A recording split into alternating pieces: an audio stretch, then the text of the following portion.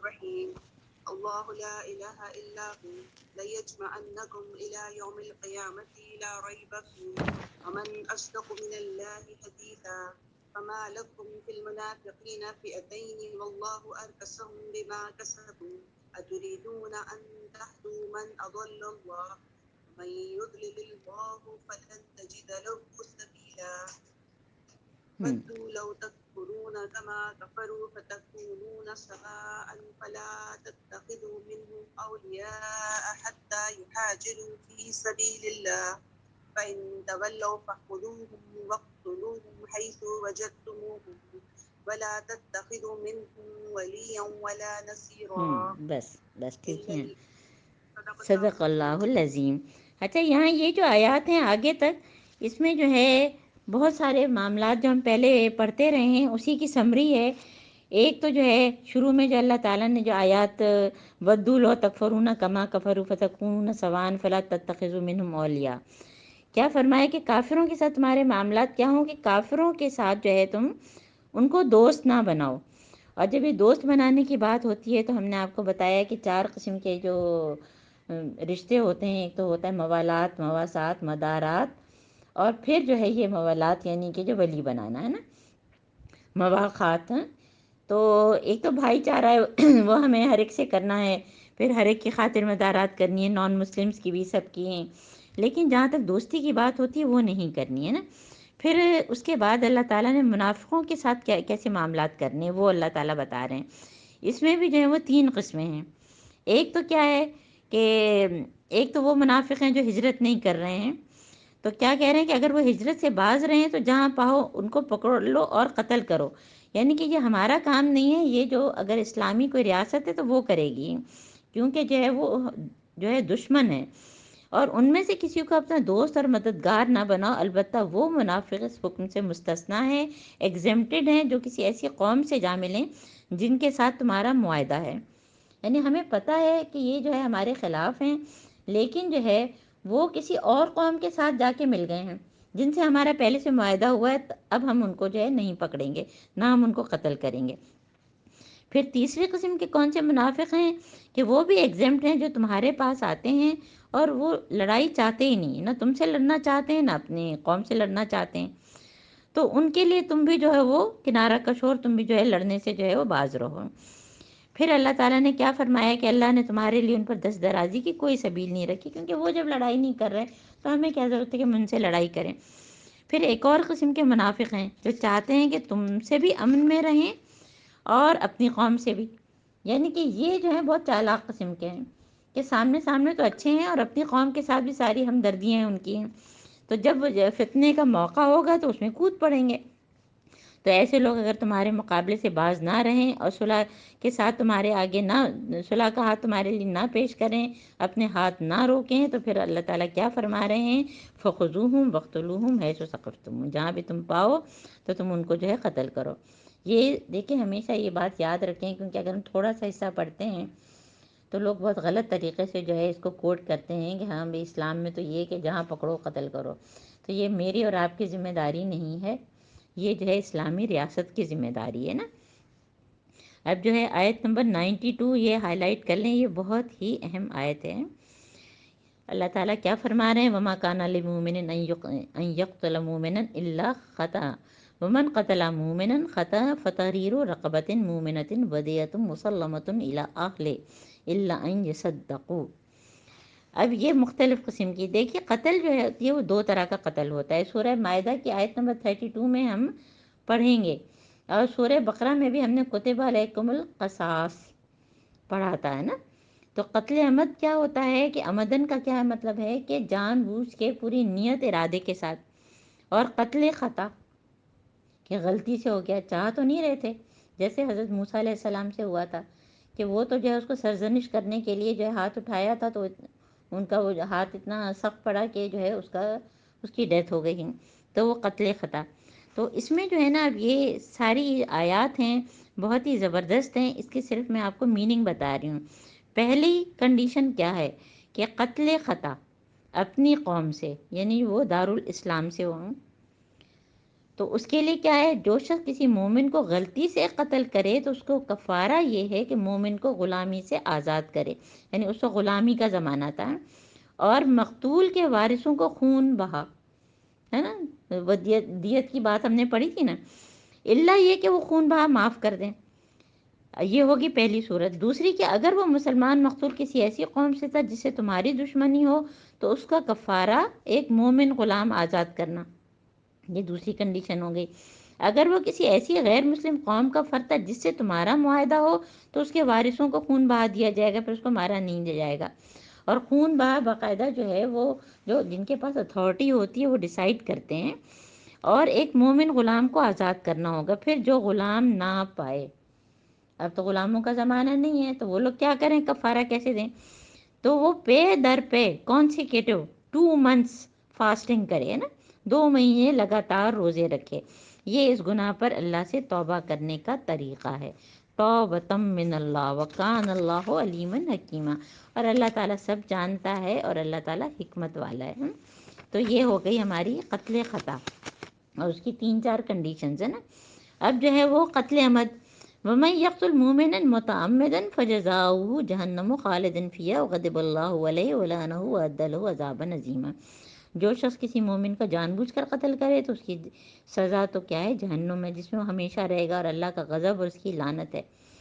اب دیکھیں ہمارے ہاں ہم اسلامی جمہوریہ پاکستان میں رہ رہے ہیں، اور ہمارے ہاں تو کیونکہ کسی بھی چیز کی جو ہے سزا نہیں دی جاتی تو قتل کتنا عام ہو گیا ہے، بچوں کو پکڑ کے قتل کر دیتے ہیں، اور کوئی سزا بھی کسی کو نہیں ملتی، اس سے لوگ اور زیادہ شیر ہوتے چلے جاتے ہیں۔ تو قصاص کا قانون ہم نے سورہ بقرہ میں پڑھا تھا کہ جہاں پہ جو ہے یہ باقاعدہ اس پہ عمل ہوتا ہے تو وہاں پہ جو ہے قتل کی جو ہے اسٹیٹسٹکس ہم دیکھتے ہیں بہت کم ہے، اور جہاں پہ عمل نہیں ہوتا وہاں آئے دن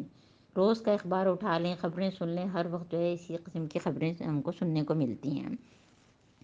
اب اللہ تعالیٰ کیا فرما رہے ہیں، پھر جو ہے آیت نمبر جو ہے وہ 94، یا ایھا الذین آمنوا اذا ضربتم فی سبیل اللہ فتبینوا، کہ اے لوگو جو ایمان لائے ہو، جب تم اللہ کی راہ میں جہاد کے لیے نکلو تو دوست دشمن میں تمیز کر لو، اور جو تمہاری طرف سے سلام سے تقدیم کرے تو اسے فوراً مت کہو کہ تو مومن نہیں ہے۔ اس کے پیچھے اصل میں کیا قصہ تھا کہ صحابہ جا رہے تھے، کوئی گڈریا تھا اور یہ سمجھے کہ یہ مسلمان نہیں ہے، اس کو جو ہے وہ مار دیا، حالانکہ اس نے سلام کیا تھا۔ تو ہمیں ظاہر پہ معاملہ کرنا ہے، چاہے اس نے اپنے آپ کو بچانے کے لیے کیوں نہ کیا ہو۔ تو یہاں پہ اللہ تعالیٰ نے جو ہے وہ اس پہ سرزنش کی ہے کہ اگر کوئی سلام کر رہا ہے تو یہ اس کی پہچان ہے کہ وہ مسلمان ہے، اور ظاہر پر جو ہے تم معاملہ کرو۔ پھر اس کے بعد جو ہے وہ اب جہاد کی فضیلت ہے کہ لا یستوی القاعدون من المؤمنین غیر اولی الضرر والمجاہدون فی سبیل اللہ باموالہم وانفسہم، آیت نمبر ہے 95، کہ مسلمانوں میں سے وہ لوگ جو کسی معذوری کے بغیر گھر بیٹھ رہتے ہیں۔ دیکھیے 2 لفظ یہاں پہ استعمال ہوئے ہیں، ایک تو جو ہے وہ قائدون، قاعدہ کس کو کہتے ہیں، بیٹھنا، یعنی بیٹھ رہے سے کیا مطلب ہے، وہ جہاد میں حصہ نہیں لے رہے ہیں، حالانکہ جو ہے ان کو لینا چاہیے لیکن وہ اس سے بچ رہے ہیں۔ اور دوسری طرف جہاد کرنے والے ہیں جو کہ اللہ کے راستے میں جہاد کر رہے ہیں، مالوں سے بھی اور انفسہم، اپنے نفسوں سے بھی۔ تو ان کے اوپر اللہ تعالیٰ کیا فرما رہے ہیں، فضل اللہ المجاہدین باموالہم وانفسہم علی القاعدین، ظاہر ہے جو باہر نکل رہا ہے مستقل اور وہ کوشش میں لگا ہوا ہے، جہاد کا مطلب ہی ہوتا ہے کہ اٹموسٹ اسٹرگل، تو اس کی تو بہرحال جو ہے وہ فضیلت اس کے اوپر ہے، مجاہدوں کی جو بیٹھ رہنے والے ہیں ان کے اوپر ہے، اور ان کے لیے اللہ تعالیٰ کی طرف سے جو ہے بہت زیادہ اجر ہے۔ اب یہ بات ہم آپ کو پہلے بھی بتا چکے ہیں، اور پھر اس لیے ریپیٹ کر رہے ہیں کہ کچھ چیزیں جو ہے وہ بار بار ہمارے زبان سے جو ہے ہم کہیں، سنیں، اور ایک دوسرے کو بھی بتائیں کہ مجاہد اصل میں کون ہوتا ہے۔ حدیث ہے کہ المجاہد من جاہد لنفسہ، مجاہد وہ ہے جس نے اپنے نفس کے ساتھ جہاد کیا، اور ایک مومن، ایک مسلم تو ہر وقت جہاد میں مصروف رہتا ہے کہ اللہ کی خاطر اپنے نفس سے جہاد۔ سب سے زیادہ تو خواہشات ہمارے اپنے اندر ہوتی ہیں، ہے نا، تو اپنی خواہشات کو قابو پانا، اپنے نفس کو قابو پانا، اللہ تعالیٰ کے احکامات پر عمل کرنا، اور امر بالمعروف اور نہی عن المنکر کرنا، یہ سارا جہاد کا حصہ ہوتا ہے۔ اور سب سے افضل جہاد جو ہے وہ یہ حدیث ہے کہ انت جاہد نفسک و ہواک، کہ تو اپنے نفس اور اپنی خواہشوں کے خلاف جو ہے وہ اللہ کے لیے جہاد کر، اور جس کی آخری منزل جو ہے پھر وہ قتال ہے۔ اور اسی لیے جو ہے مہاجر مجاہد دونوں کے لفظ آتے ہیں، اور مہاجر کا بھی میں نے آپ کو کیا بتایا تھا، وہ حدیث بھی یقیناً آپ لوگوں کو یاد ہو گئی ہوگی کہ المہاجر من حجر من ما نهى اللہ ورسولہ عنہ، مہاجر وہ ہے جس نے جو ہے وہ چیز چھوڑ دی جسے اللہ اور اس کے رسول نے منع کیا۔ ہجرت کیا ہے؟ اپنی پسندیدہ چیز کو چھوڑنا ہے۔ تو اللہ تعالیٰ نے ایسے لوگوں کے لیے جو ہے بہت زیادہ مغفرت اور رحمت کا وعدہ کیا، اور اللہ تعالیٰ بہت معاف کرنے والا اور رحم کرنے والا ہے۔ اب آیت نمبر 97، اس میں ہجرت کی بات ہے، اور ہجرت کی بات میں پہلے بھی کرتی رہی ہوں، اور اب پھر دیکھیں یہ آئی ہے، اور ابھی میں نے ہجرت پر بھی آپ کو حدیث بتائی ہے کہ ان الذین توفاہم الملائکۃ ظالمی انفسہم قالوا فیما کنتم، جو لوگ اپنے نفس پہ ظلم کر رہے تھے ان کی روحیں جب فرشتوں نے قبض کی تو ان سے پوچھا کہ تم کس حال میں تھے؟ انہوں نے کہا کہ ہم تو زمین میں بہت کمزور اور مجبور تھے۔ تو فرشتوں نے کیا کہا کہ کیا اللہ کی زمین وسیع نہیں تھی کہ تم اس میں ہجرت کرتے؟ تو ہجرت اصل میں کیا ہے؟ گناہ کی زمین سے ایسی جگہ ہجرت کرنا جہاں پہ نیکی کرنا آسان ہو جائے۔ اور بنی اسرائیل کا وہ قصہ آپ کو یاد ہوگا کہ ایک شخص نے 99 قتل کیے، پھر وہ کسی اسکالر کے پاس گیا اور کہا کہ میں کیا کروں، تو اس نے کہا کہ تم تو جہنمی ہو، تو اس نے پھر 100واں قتل بھی کر لیا۔ پھر وہ کسی اور اسکالر کے پاس گیا جس کی اچھی نالج تھی، اور اس نے کہا کہ تم گناہوں کی زمین کو چھوڑ دو تاکہ تمہارے لیے پھر آسانی ہو جائے نیکی کرنا، ورنہ انسان اسی جگہ ہوتا ہے، لوگ اس کو برا ہی سمجھتے رہتے ہیں۔ تو اس نے سفر اختیار کیا اور ابھی وہاں پہنچا نہیں تھا اس زمین تک کہ اس کی موت آ گئی۔ تو عذاب کے اور ثواب کے فرشتے دونوں باقاعدہ ناپا کہ کتنی زمین تھی، اور کہتے ہیں کہ یہ کیونکہ کہتے ہیں نا حدثوا بنی اسرائیل ولا حرج، بنی اسرائیل کا قصہ اس کا بیان کرو، اس میں کوئی حرج نہیں ہے۔ تو عذاب کے فرشتوں نے جو ناپا تھا وہ زیادہ تھا، لیکن پھر بھی اللہ تعالیٰ نے جو ہے اس کو معاف کر دیا، کیونکہ اس نے نیت کر لی تھی، توبۃ النصوح ہو گیا تھا اس کا۔ موت سے پہلے اس نے سفر شروع کر دیا تھا گناہوں کی زمین سے نیکی کی زمین کی طرف۔ اللہم اجعلنا منہم، اللہ تعالیٰ ہم کو بھی ان میں سے بنا۔ تو فرشتوں نے کہا کہ خدا کی زمین وسیع نہ تھی کہ تم اس میں ہجرت کرتے، یہ وہ لوگ ہیں جن کا ٹھکانہ جہنم میں بڑا ہی برا ٹھکانہ ہے۔ اور ہاں، جو مرد اور عورت اور بچے جو واقعی بے بس ہیں، ظاہر اللہ تعالیٰ جانتے ہیں، الا المستضعفین من الرجال والنساء والولدان، وہ نہیں کر سکتے تو اللہ تعالیٰ ان کو معاف کر دے گا۔ جو کوئی اللہ کی راہ میں ہجرت کرے گا وہ زمین میں پناہ لینے کے لیے بہت جگہ بسر اوقات کے لیے بڑی گنجائش پائے گا۔ بے شک دیکھیے جو ہجرت کر کے گئے تھے مدینہ، وہاں انصار تھے، انہوں نے ان کی مدد کی، ان کو زمینیں دی، ان کو پروفیشن طرح طرح کا تجارت میں ان کو اپنے ساتھ شامل کیا، اپنے گھروں میں شامل کیا۔ تو یہاں پہ جو ہے وہ ہجرت ہے نا، یہ آیت نمبر جو ہے وہ 100 ہے نا، سورہ نساء کی آیت نمبر 100 ہے، 100ویں آیت ہے۔ اور یہی بات سورہ عنکبوت میں بھی ہے کہ یا عبادی الذین آمنوا ان ارضی واسعۃ فإیایا فاعبدون، کہ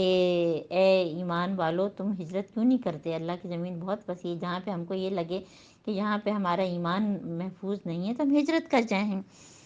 تو یہ بھی بہت ہی اہم آیت ہے نا، اس کو ہائی لائٹ کریں۔ اب آیت نمبر 101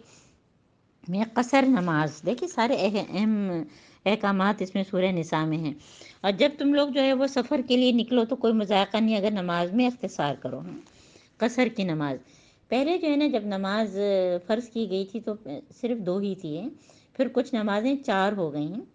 ہے نا، جیسے 4 فرض ہم ظہر میں پڑھتے ہیں، عشاء میں پڑھتے ہیں، مغرب میں پڑھتے ہیں۔ تو یہ قصر کی نماز کیا ہے؟ آدھا کر دینا۔ اور یہ کتنے اس پہ ہمارے پر ہوتی ہے؟ جب ہم کہیں جائیں ہم اور ہمارا جو ہے وہ یہ نیت ہو کہ ہم 15 دن یا اس سے کم رہیں گے، ہے نا، یا 25 کلومیٹر ہے نا اپنی شہر سے، تو پھر قصر نماز ہے۔ اور جو 4 ہیں وہ 2 ہو جائیں گے، جو 2 ہیں وہ تو 2 ہی رہیں گے نا۔ تو جب تم لوگ سفر کے لیے نکلو تو کوئی مذائقہ نہیں، قصر کا مطلب یہ ہے کہ کم کر دینا۔ اور جب تم کو اندیشہ ہو کہ کافر تمہیں ستائیں، کیونکہ وہ کھلم کھلا تمہاری دشمنی پر تلے ہوئے ہیں۔ اب آیت نمبر 102 میں جو ہے اللہ تعالیٰ صلاۃ خوف بتا رہے ہیں یہ ساری جو ہے نا آپ پورے ٹاپکس لکھیں، اپنے اس پہ ہائی لائٹ کریں، تاکہ کبھی بھی آپ جب خود اپنے طور پہ دورہ قرآن کریں یا کہیں اور جا کے کرانا چاہیں تو یہ پوائنٹس آپ کے پاس ہوں۔ تو آیت آیت نمبر 102 میں اللہ تعالیٰ کیا فرما رہے ہیں کہ اے نبی، جب تم مسلمانوں کے درمیان ہو حالت جنگ میں اور نماز پڑھانے کھڑے ہو، یعنی جس وقت دشمن کے حملے کا خطرہ ہو لیکن ابھی شروع نہیں ہوئی ہو، یہ اس وقت کی بات ہے، کیونکہ جنگ کی حالت میں تو آپ کچھ کر نہیں سکتے۔ تو یہ جب خوف کی حالت ہے، اس لیے اس کو صلاۃ خوف کہتے ہیں، دشمن کے حملے کا ڈر ہو، تو کیا کریں کہ نماز پڑھانے آپ کھڑے ہوں تو چاہیے کہ ان میں سے ایک گروہ تمہارے ساتھ کھڑا اور اپنے اسلحہ لیے رہے، پھر سجدہ کرے تو پیچھے چلا جائے دوسرا گروہ، یعنی باری باری ان کو جو ہے امامت جو ہے وہ حضرت محمد صلی اللہ علیہ وسلم کی مل جائے، اور جو آپ کے ساتھ پڑھے وہ بھی چوکنا رہے اور اپنا اسلحہ لیے رہے، کیونکہ کفار تو استاق میں ہی ہیں۔ اور اگر جو ہے تم بارش کی وجہ سے تکلیف محسوس کرو یا بیمار ہو تو اسلحہ رکھ دینے میں کوئی مذائقہ نہیں۔ اور پھر اس کے بعد ہے آیت نمبر 103، ہے نا، 103 ہے نا۔ یہ دورہ قرآن میں ہم بہت تیزی سے کرتے ہیں، لیکن الحمدللہ جو ہے وہ پورے قرآن سے انسان جب گو تھرو کرتا ہے تو ہمیں یہ پتہ چل جاتا ہے کہ کون سے احکامات کہاں پہ آئے ہیں نا۔ تو یہ نماز اور ذکر کی بات ہے، اور وقت کی پابندی کے ساتھ نماز، اور پورے قرآن میں 700 مرتبہ نماز کی تاکید آئی ہے۔ تو یہاں پہ اللہ تعالیٰ کیا فرما رہے ہیں، فَإِذَا قَضَيْتُمُ الصَّلَاةَ فاذكروا اللَّهَ قِيَامًا وَقُعُودًا وَعَلَىٰ جُنُوبِكُمْ فَإِذَا اطْمَأْنَنْتُمْ فَأَقِيمُوا الصَّلَاةَ إِنَّ الصَّلَاةَ كَانَتْ عَلَى الْمُؤْمِنِينَ كِتَابًا مَّوْقُوتًا۔ آیت نمبر 103 دیکھیں کتنی زبردست، کہ وقت کی پابندی کے ساتھ نماز، جیسے ہی نماز کا ٹائم ہو، اذان کا، ہم نے اچھی طرح سے جواب دیا، دعا مانگی اور نماز کے لیے کھڑے ہو گئے ہیں۔ یہ بہترین اللہ تعالیٰ کی پسندیدہ نماز ہے۔ اور ساتھ میں دیکھیے کیا کہہ رہے ہیں، جب نماز پوری ہو جائے تو اللہ کا ذکر کرو، یعنی نماز میں تو ہے ہی اللہ کا ذکر اور کچھ ہے ہی نہیں۔ حضرت علی رضی اللہ تعالیٰ عنہ کی بات یاد کریں کہ وہ کیا فرماتے تھے کہ جب میرا دل چاہتا ہے کہ میں اللہ تعالیٰ کی باتیں سنوں تو میں کلام اللہ یعنی قرآن پڑھتا ہوں، اور جب میرا دل چاہتا ہے کہ میں اللہ تعالیٰ سے بات کروں تو میں نماز پڑھتا ہوں۔ اور سورہ طٰہٰ میں اللہ تعالیٰ کیا فرماتے ہیں، وَأَقِیمُوا الصَّلَاةَ لِذِکْرِی، تو نماز قائم کرو میرے ذکر کے لیے۔ تو نماز میں تو ذکر کیا، اور میں نے آپ کو پچھلے دنوں وہ حدیث بھی سنائی تھی کہ صرف دو رکعت نماز اگر ہم ایسے پڑھیں کہ ہماری پوری توجہ اللہ کی طرف ہو تو تو اس کے لیے جنت واجب ہو جاتی ہے۔ تو ہم تو دو میں بھی جو ہے کہاں کہاں کے خیالات آ رہے ہوتے ہیں، اور اس کے بعد بھی نماز پوری ہو گئی پھر ذکر کرو، کھڑے بیٹھے ہر وقت۔ اور جب ہم ذکر کی بات کریں، ظاہر ہم سبحان اللہ، الحمدللہ، اللہ اکبر یہ پڑھتے ہیں، اور بہت ساری جو ہے مسنون اعمال ہیں جو ہم فرض نماز کے بعد پڑھتے ہیں، اور جب نماز سے ہم نماز ختم کر لیں تو بھی جو ہے کھڑے بیٹھے ذکر بالقلب، ذکر باللسان، ذکر بالجوارح، یعنی دل میں بھی ہم اللہ کو یاد رکھیں، زبان سے بھی سبحان اللہ الحمدللہ کریں، اور ہمارے اعضاء اس چیز کی گواہی دیں کہ ہم نے اللہ تعالیٰ کو یاد رکھا ہوا ہے۔ اور اس گروہ کے تعاقب میں کمزوری نہ دکھاؤ، اگر تم تکلیف اٹھا رہے ہو تو تمہاری طرف وہ بھی تکلیف اٹھا رہے ہیں، تم اللہ سے اس چیز کے امیدوار ہو جس کے وہ امیدوار نہیں۔ کتنی زبردست بات ہے کہ کفار بھی تو اتنی محنت کر رہے تھے، جنگ بدر میں ان کے کتنے لوگ مارے گئے، تو مسلمان کیوں اپنے آپ پر جو ہے ترس کھاتے ہیں؟ کہتے ہیں کہ اپنے آپ پر ترس کھانا چھوڑ دو، کیونکہ شیطان کا تو کام ہی یہی ہے کہ وہ ہم کو غم میں مبتلا کریں، اور جب ہم روتے دھوتے ہیں، غم میں مبتلا ہوتے ہیں، تو ہم کچھ نہیں کر پاتے کہ میں تو بیمار تھی اور میرے ساتھ تو یہ ہوا تو میں وہ نہیں کر سکتی تو وہ نہیں کر سکتی، اور فلاں کو دیکھو اتنے مزے کر رہا ہے۔ تو اگر جو ہے اس گروہ کے تعاقب میں غزوہ احد کے بعد جو انہوں نے تعاقب کیا تھا، یہاں اس کی طرف بھی اشارہ ہے، یا یہ کہ جو کہتے ہیں نا کہ مشکلیں اتنی پڑی مجھ پہ کہ آسان ہو گئیں، تو غزوہ احد میں ایک کے بعد ایک ان کے اوپر مسائل تھے۔ تو دل چھوٹا نہیں کرو، اگر تمہارے اوپر ہے یہ مشکلات تو تم کو تو اللہ تعالیٰ اجر عظیم دیں گے، اور ان کے لیے تو کوئی ایسی وعدہ بھی نہیں ہے، پھر بھی وہ اتنی محنت کرتے ہیں۔ اور کرسچن جو ہیں وہ کتنی زیادہ جو ہے پریچنگ کرتے ہیں، کیسے کیسے عین دوپہر میں، صبح سویرے، مری کے کوثاروں میں، اور کہاں کہاں پہنچ کے وہ لوگ کرتے ہیں۔ تو اللہ تعالیٰ کیا فرما رہے ہیں یہ اگلے رکوع میں کہ انا انزلنا الیک الکتاب بالحق لتحکم بین الناس، اور اے نبی ہم نے یہ کتاب حق کے ساتھ تمہاری طرف نازل کی تاکہ جو راہ راست اللہ نے تمہیں دکھائی ہے اس کے مطابق لوگوں کے درمیان فیصلہ کرو، ہے نا، ہائی لائٹ کرنے لِتَحْكُمَ بَيْنَ النَّاسِ بِمَا أَرَاكَ اللَّهُ، یعنی کہ کسی کے لیے بھی یہ جائز نہیں ہے کہ وہ اپنی طرف سے کچھ سوچے ہیں۔ اللہ تعالیٰ حضرت محمد صلی اللہ علیہ وآلہ وسلم سے خطاب کر رہے ہیں اور ہم کو بھی بتا رہے ہیں کہ لوگوں کے معاملات کا فیصلہ اللہ تعالیٰ کے احکامات کے حساب سے، فوراً قرآن کھول کے دیکھا کریں کہ اللہ تعالیٰ نے کیا فرمایا۔ اور جو لوگ اپنے نفس سے خیانت کرتے ہیں، جو لوگ اپنے نفس سے خیانت کرتے ہیں، تم ان کی حمایت نہ کرو۔ ہاں، یہ اپنے نفس سے خیانت کیا ہوتی ہے؟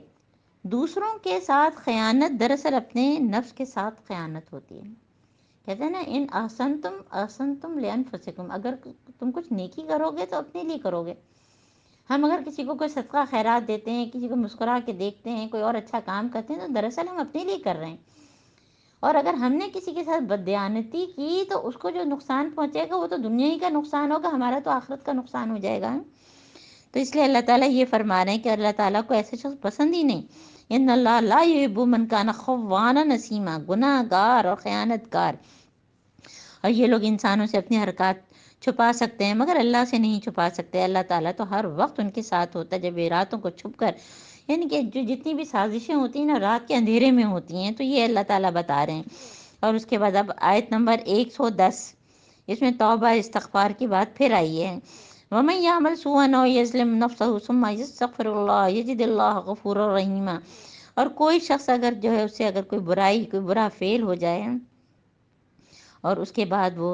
توبہ استغفار کرے تو اللہ تعالیٰ غفور الرحیم ہے۔ تو جتنی بھی جو ہے، دیکھیے یہ کہتے ہیں کہ پہلا عشرہ جو ہے وہ مغفرت کا، تو ساری جو ہے جتنی بھی دعائیں ہیں ہمارے استغفار کی، ربنا ظلمنا انفسنا وان لم تغفر لنا وترحمنا لنکونن من الخاسرین، کثرت سے پڑھیں۔ لا الہ الا انت سبحانک انی کنت من الظالمین، اللہ تعالیٰ میں گناہ گار ہوں، میں گناہ گار ہوں، اللہ تعالیٰ مجھے معاف کرے۔ پھر جو صلاۃ توبہ بھی پڑھا کریں ہیں کہ 2 نفل پڑھے اس نیت سے کہ صلاۃ توبہ ہے، 2 نفل پڑھ کے ہم نے پھر وہ ساری دعائیں پڑھی اور رو رو کے تہجد میں اللہ تعالیٰ سے دعائیں مانگی ہیں، تو اس سے جو ہے ہمارے گناہ جو ہے، مومن اگر گناہ کرتا ہے فوراً توبہ استغفار کرتا ہے تو وہ کالا نشان جو دل پہ پڑا ہوتا ہے صاف ہوتا جاتا ہے، اور اگر توبہ استغفار نہیں کیا تو وہ کالے نشان جو ہے پورا دل جو ہے وہ سیاہ ہو جاتا ہے نا، بلیک، اور ثم قست قلوبکم ہو جاتا ہے کہ دل سخت ہو جاتا ہے، اور جو برائی کرتا ہے تو اس کی کمائی اس کے لیے وبال ہوگی۔ اللہ تعالیٰ کو سب باتوں کی جو ہے وہ اچھی طرح خبر ہے، اور جس نے کسی کوئی خطا یا گناہ کیا اور اس کا الزام کسی اور پر تھوپ دیا تو وہ تو پھر بہتان ہے، وہ اس سے بھی بڑا گناہ ہے۔